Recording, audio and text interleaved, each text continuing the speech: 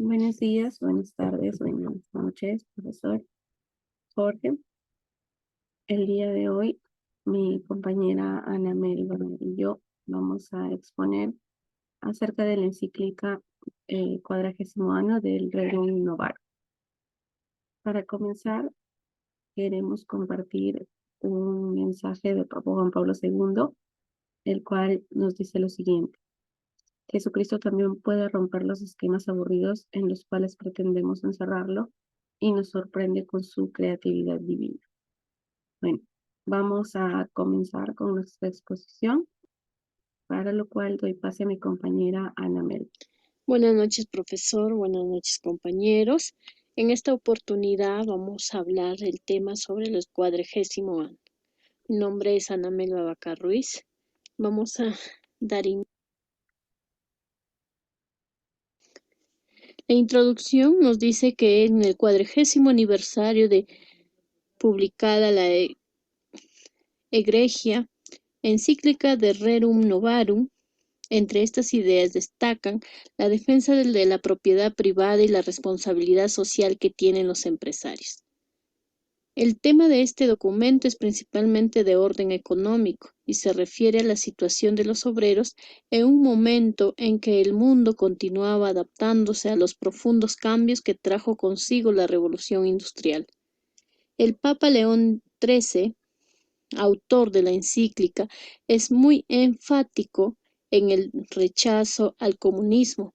El Papa logra prever que el sistema comunista es inviable y que solo llevará a la pobreza generalizada mucho antes de que esto se hiciera patente en la experiencia de varios países que siguieron ese camino. Vale la pena citar directamente a la encíclica en este punto, quitando el estímulo de ingenio y la habilidad de los individuos necesariamente vendrían a secarse las mismas fuentes de las riquezas.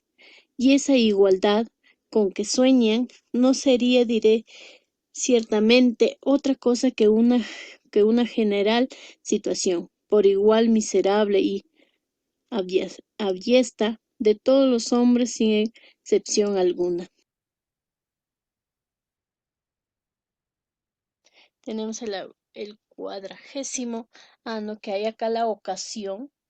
Nos dice que la ocasión a fines del siglo XIX, el planteamiento de un nuevo sistema económico y el desarrollo de la industria habían llegado en la mayor parte de las naciones en medio de tan enorme desacuerdo, no se desarrollaban siempre pacíficamente, como ocurre con otros asuntos. Los ojos se volvía a la cátedra del Pedro. Y también tenemos los puntos capitales. En ella, el óptimo pastor, doliéndose que una parte tan grande de los hombres, nos dijo que se desbatiera inmerecidamente en una situación miserable y, digámoslo, tan miserable y calamitosa, ¿no? Y también tenemos la finalidad de esta encíclica, ¿no?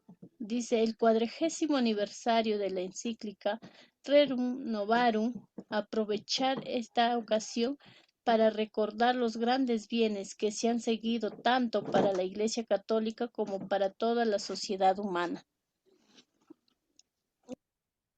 Por otro lado, los beneficios en la cíclica de Rerum Novarum, que tenemos la obra de la Iglesia. Ella también tenemos en materia doctrinal,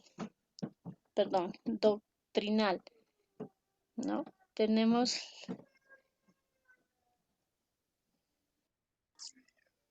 nos dice que la materia doctrinal, la encíclica de León XIII, surgió una verdadera doctrina social de la Iglesia, que esos eruditos varones, a los cuales hemos dado el nombre de caporadores, que fomentan y enriquecen de día en día con inagotable esfuerzo. También tenemos que es en la ampliación a la doctrina. ¿Qué nos quiere decir esto? Que es una labor constante emprendida para imbuir los ánimos de los obreros en el espíritu cristiano, que ayudó para darles a conocer su verdadera dignidad y capacitarlos para progresar en guías de los demás. El labor del Estado, esto de acá es con toda la fuerza de las leyes y de las instituciones, haciendo que la ordenación y administración del Estado brote espontáneamente, la, la prosperidad, la sociedad como de los individuos, ya que ellos, los individuos a las familias, debe permitírseles una justa libertad de acción, siempre quedando a salvo el bien común y sin que se produzca injuria para nadie, ¿no? Y también tenemos el labor de las partes interesadas. Ahí tenemos las acciones de obreros, ya que nos dice que su mérito principal radica en que incitaron a los trabajadores a la constitución de asociaciones profesionales. También tenemos las asociaciones de otros tipos. El derecho natural de asociaciones comenzó a aplicarse fácilmente a otras asociaciones y no solo a los de obreros. Por ello debe atribuirse igualmente a la encíclica de León XIII un no pequeño influjo en el hecho que aún los agricultores y condiciones de las condiciones medias hayan florecido tanto, ¿no? Y también tenemos las asociaciones de patrones. Nos dice que esta es la firme esperanza de que dentro de muy pocos estos estorbos desaparecieran y ya saludamos con íntimo gozo de nuestro ánimo ciertos, no nos damos o nos no vamos a ensayo de este campo, ¿no? Es lo que es la firme esperanza. Muchas gracias.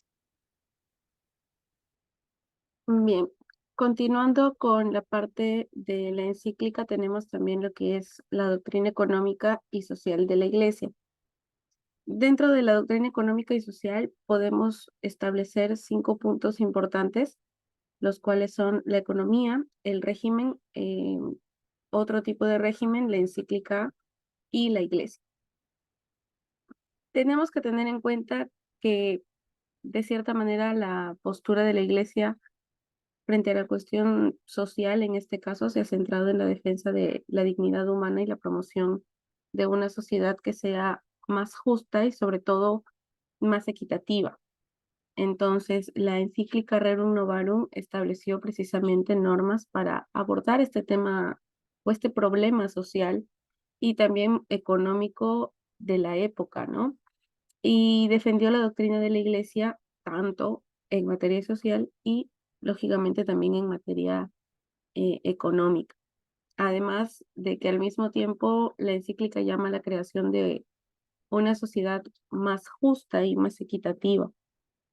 Ahora, dentro de la parte de la economía, podemos decir que la economía no es condenable por sí misma.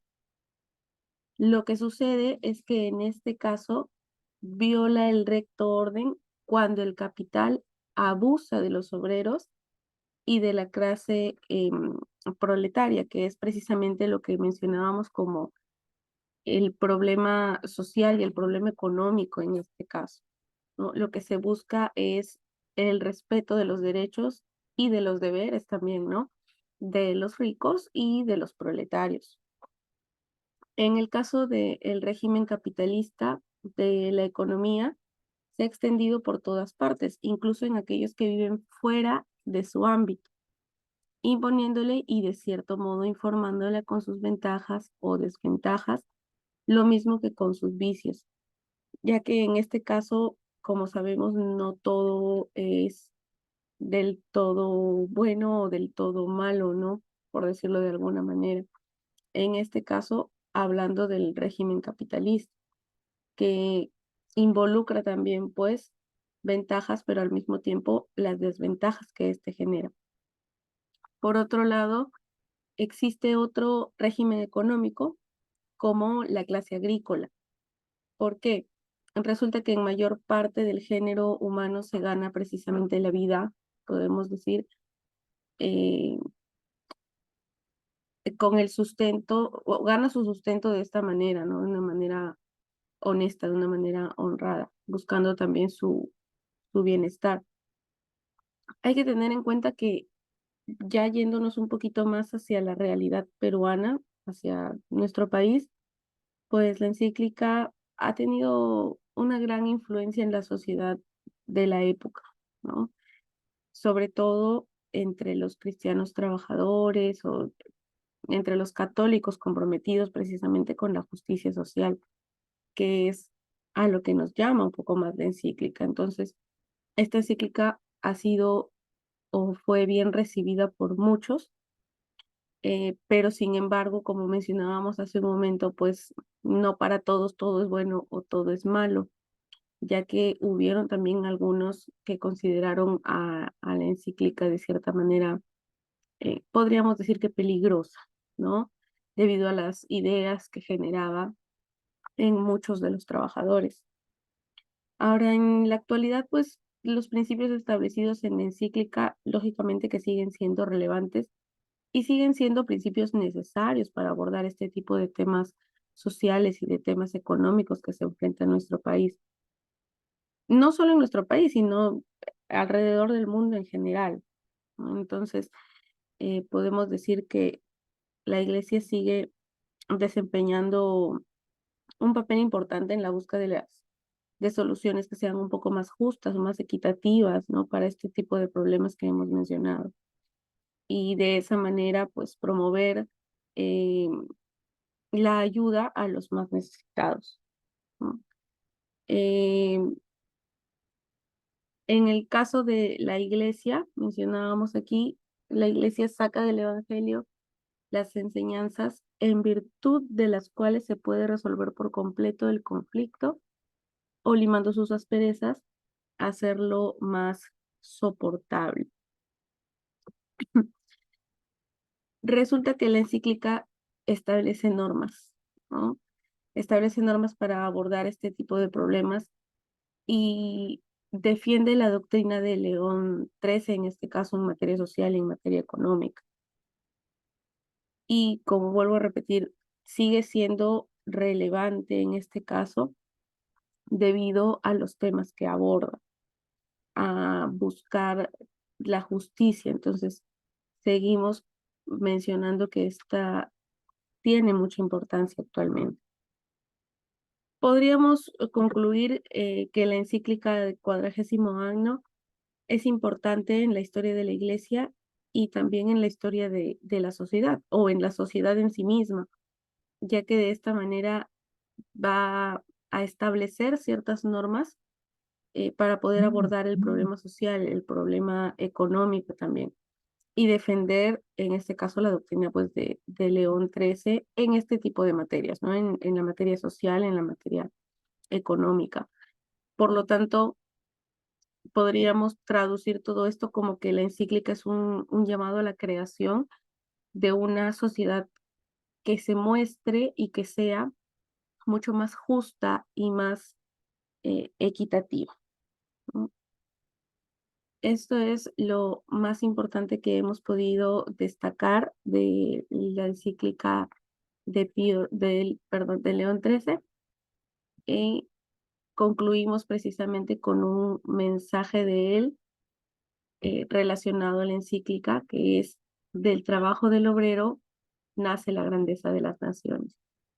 Sabemos que todos somos necesarios, podríamos decirlo, para poder tener una sociedad mejor, una nación mejor, más justa y que sobre todo sea más equitativa, ¿no? Bueno, eso ha sido todo. Muchísimas gracias.